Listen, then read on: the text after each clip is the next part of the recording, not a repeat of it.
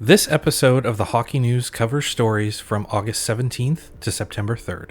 It's been another quiet few weeks, but please let me know if I missed anything major in the comments.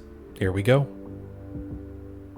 On August 23rd, the San Jose Sharks acquired top goaltending prospect Yaroslav Askarov from the Nashville Predators. The Sharks also acquired Nolan Burke and a 2025 third-round pick. Going the other way to Nashville was a 2025 first-round pick, forward David Edstrom, and goalie Magnus Krona. This is huge for the San Jose Sharks. They're in rebuild mode, and now they've got their goalie.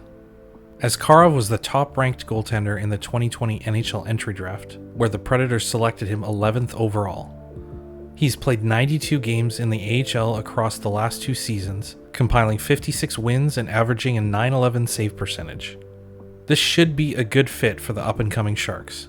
Now, on the Nashville side of the trade, it looks like the main piece is that 2025 first-round pick, which they might end up flipping at the trade deadline since they're in win-now mode, but we'll see.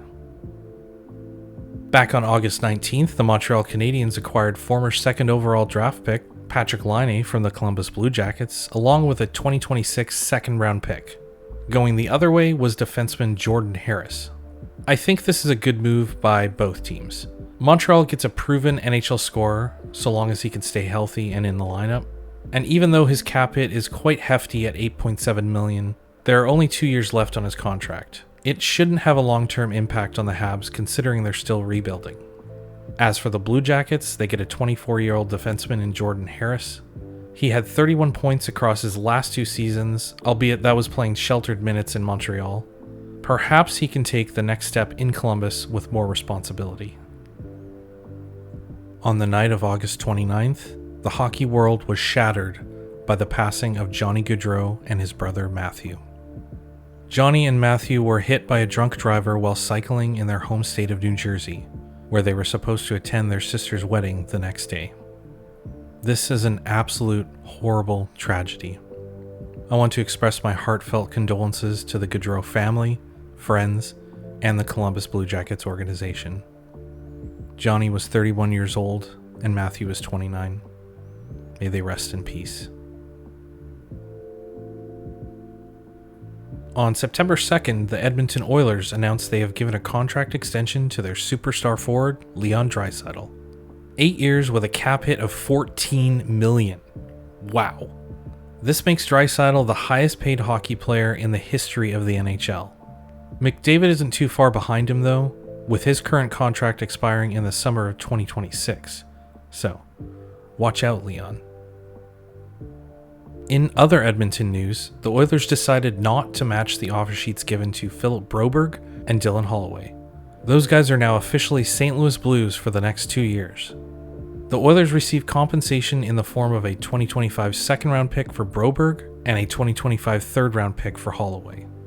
This was never going to work out for the Edmonton Oilers. They're strapped to the cap, and with McDavid and Bouchard up for extension soon, they need to conserve as much cap space as possible. The winner here is easily the St. Louis Blues. They got to knock the Oilers down a peg and acquire two guys who could become significant difference makers for them over the course of these contracts. Now, we wait and see if the Oilers get some offer sheet revenge a few years down the road.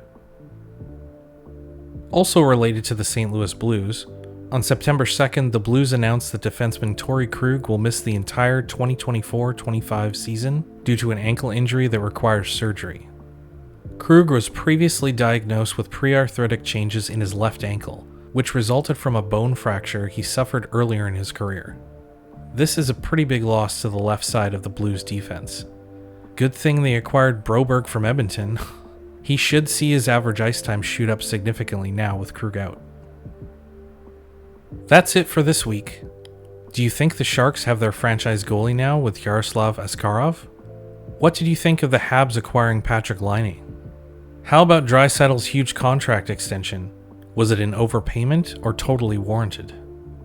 And finally, was it wise for the Oilers not to match the Blues offer sheets? Let me know your thoughts in the comments. If you're enjoying my videos, please consider giving a like and subscribe to see more hockey content just like this. Also, please check out one of these videos on screen right now. Every view helps the channel grow.